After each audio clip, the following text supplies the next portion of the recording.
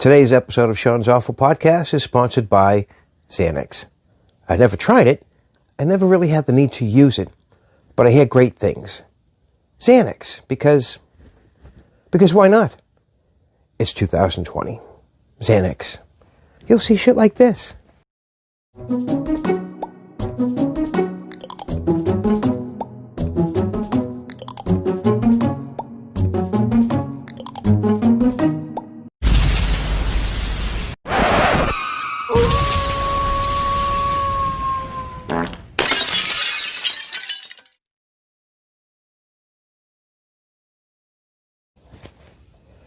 Hey folks, welcome back. This is part 2 of Shawn'S Awful Podcast, episode 5, the October/Halloween edition. Unfortunately, I haven't been able to get this episode up as quickly as I like, but shit happens. Everyone's busy. But yeah, hope everyone's doing well. Hopefully this will be released, I believe, Friday, the day before Halloween. Wouldn't make sense to release this November 1st. But at this point, who knows? It's 2020. Anything can happen, folks. Just want to talk briefly before we discuss about Halloween, some of the things that I like, some of the specials, the costumes, and some of the specials. And we talked about the Haunted Mansion. One of the things around, especially Massachusetts, we're very steeped in the history, Boston, the Revolution and all our famous historical, politicians, actors, playwrights, artists, the whole nine yards. We're also known for our ghosts and haunted happenings. So if you're in the Boston area anytime, it's still going on despite what's going on with COVID. It's the Ghost and Gravestones tour out of Boston. And they're right at Atlantic Ave, right by the New England Aquarium. You can go onto the website, ghostandgravestones.com, or you do the direct address. It's called bostonghosts.com. It's great. It's essentially, it's a trolley ride. And, I don't really like one of those tours where the actors are all hokey. It drives you mad. It's fucking awful. It's like really bad improv. They have that, but it's done in a campy way. It's cool. It's a lot of fun. Especially nowadays, what's going with COVID. They have the old trolleys or the big giant buses. Everyone's spread out. The windows are down, so if you're going to go this time of year, bundle up. It's kind of really chilly, or have a couple drinks beforehand. Get your beer jacket, as we like to call it around here. It's great. For those of you who grew up in Massachusetts, like myself, we think we know everything. People come from all over the country, like, oh, look, it's the Tea Party ship. And it's like, it's fucking Tea Party ship. We see it every day, dude. Who gives a fuck? I don't even like tea. That's kind of what it's like for us. But you learn a lot of things that I never knew. For instance, they'll take you in the trolley. You'll have your ghost host or tour. And you'll drive around. They'll tell stories about, certain things that's going on. They'll point out, very historic facts, or give little insights. One of the first female serial killers was based in Boston. Jane Tobin. She was a nurse, and she confessed to killing 100 patients under her care, and they think it actually might be higher. They think it might be about 200. So girls get it done, right, ladies? Also, they'll talk about the Great Molasses disaster that happened in the North End. Like at one point, depending on which tour you do, they have different stops. So if you go a couple times, I've gone a couple times. Recently, I went again. It was great. I love it. They'll take you up to the top of Cobb's Hill, which is a big giant burial ground at the highest point of the North End of Boston. And they get into the whole grave robbing aspects, headstones, the theft, the supposed hauntings or ghosts that surrounds that area. They'll also take you to King's Chapel, which is right on Tremont Street, about a block down from the Boston Commons. And they have tombs. There's an underground system. There's all sorts of the tombs. There's like all sorts of like secret passages all over Boston dating back towards the Revolutionary War, which they believe that the Sons of Liberty used to hide out. And then later on, during Prohibition, they would sneak the booze in there. And late 60s and 70s, a lot of people go down there and do drugs. So, yeah, it's where my parents met. So it was a happy ending. At one particular point, they'll take you down to what's called the Granary Burial Ground, right next to the Boston Commons. And there's some very famous people buried there. You have Paul Revere. You have Sam Adams. You have General Warren. And as you do the tour, they'll tell you like all the gruesome details of how people got there. There's also a famous book called The Highwaymen. It's right around the corner. There's a library called the Athenaeum. And supposedly the library itself is very, very haunted. And if you go down towards the Boston Commons, for those of you not familiar with the Boston Commons, years ago, it was mostly farmland around that area. And during the Revolutionary War, the British Army had used it as, like, they would camp out there. And at one point, they used a field hospital there, too. So a lot of times, if you get shot or you get injured by a sword, there was no penicillin back there, folks. So you usually died of your wounds, your infections. And they would, instead of you shipping your body back to England, you just run-of-the-mill soldier, they would bury you in there. Plus, right around the Salem witch trials, Boston had our own witch trials, but they didn't have the press that Salem got. Lots of public executions before that. The original Bostonians, they're a rough bunch of people. It's where the term masshole comes from, I guess. And they say that the Boston Commons is the largest unmarked grave or burial in the United States.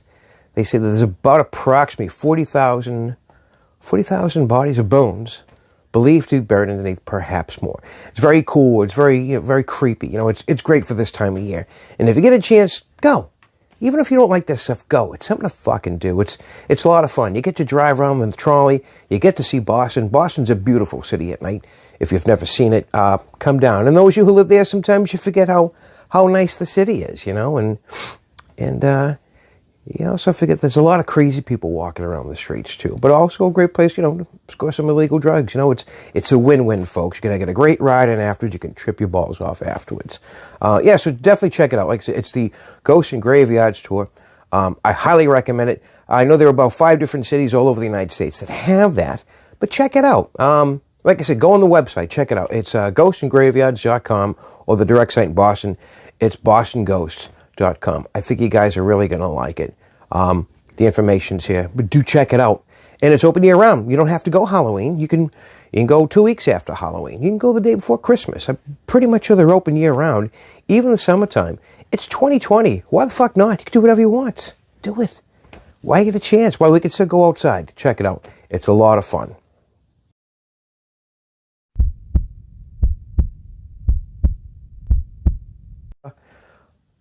Horror movies, scary movies. That's, tradition to do during the month of October.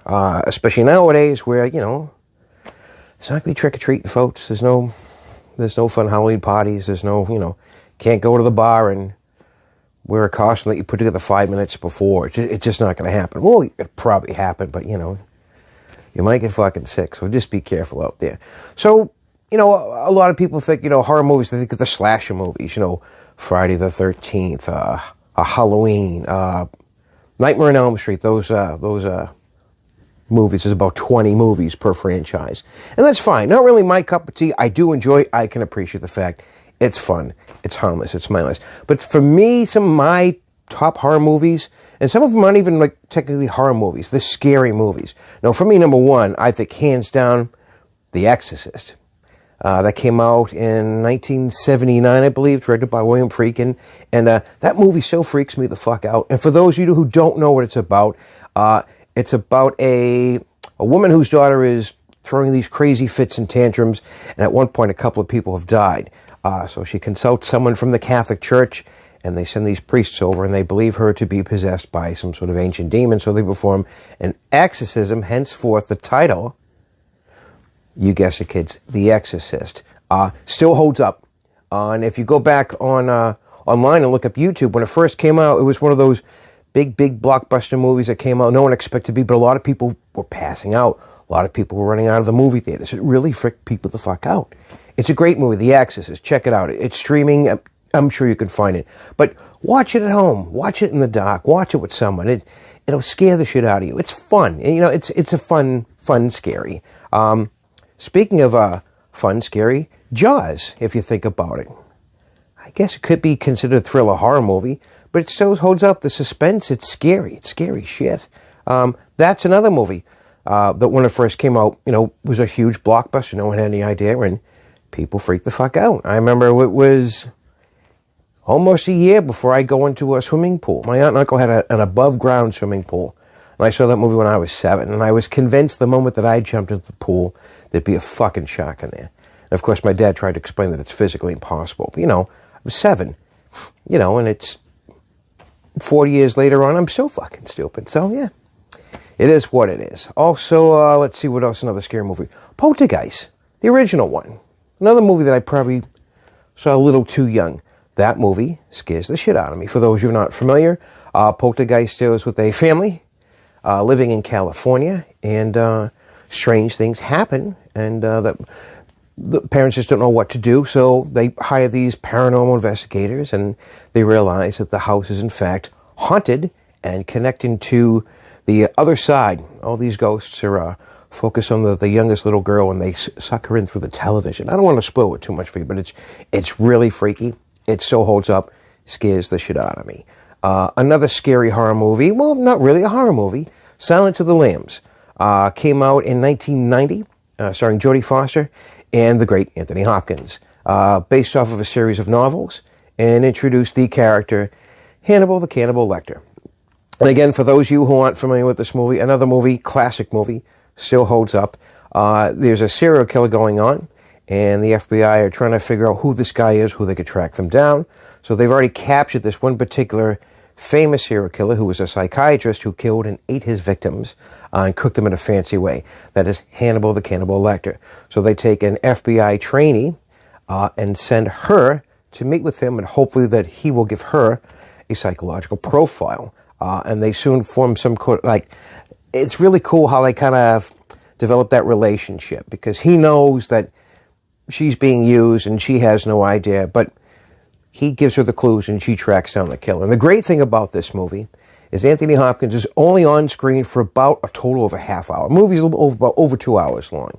He's only in it for a combined half an hour, and he won the Academy Award for it, and he deserved it. Scary as shit. He's always locked up behind cells or in a bar or behind glass, and he's frightening. He is the scariest and smartest person in the room. Every scene he fucking steals. It's great. I love it. I'll watch at least twice a year. But do check that out. Stranger Things. Kind of a campy, spooky horror movie. It takes place in the 80s. It's great. A little bit of a sci-fi thing to it, but it's got everything. It's got that kind of Steven Spielberg shot a movie that Stephen King wrote in the 80s vibe to it. It's on Netflix. Unless you live under a rock, you haven't heard of the show, and you probably won't watch this show. I'm sure all three of you know what Stranger Things are. Thank you, though. Also, what's another one? Hang on a second. Yeah, I just remembered. All the years of drinking has made my brain to shit. Seven, starring Brad Pitt and Morgan Freeman. Came out in early 2000. It's a great kind of murder mystery. Deals with the serial killer who is murdering his victims, that they figure out it's representing each of the 7 deadly sins. And at this point, they've already got 3 that they've connected. Morgan Freeman and Brad Pitt are phenomenal in this movie. It's brilliantly shot. It's dark. The ending still fucks with your head, and people talk about it to this day.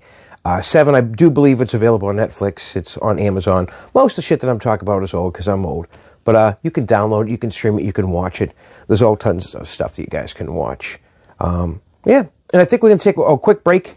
Enough of my rambling, and we'll be back shortly after this.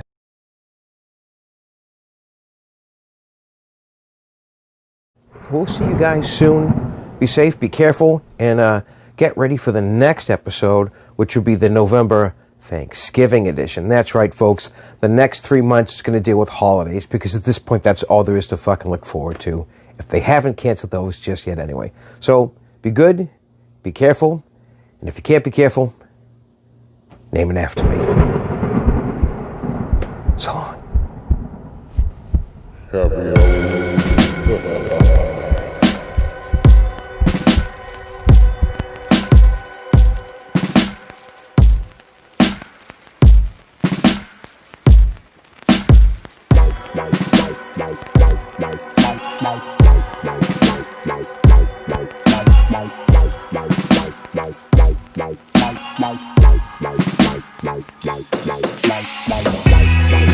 Like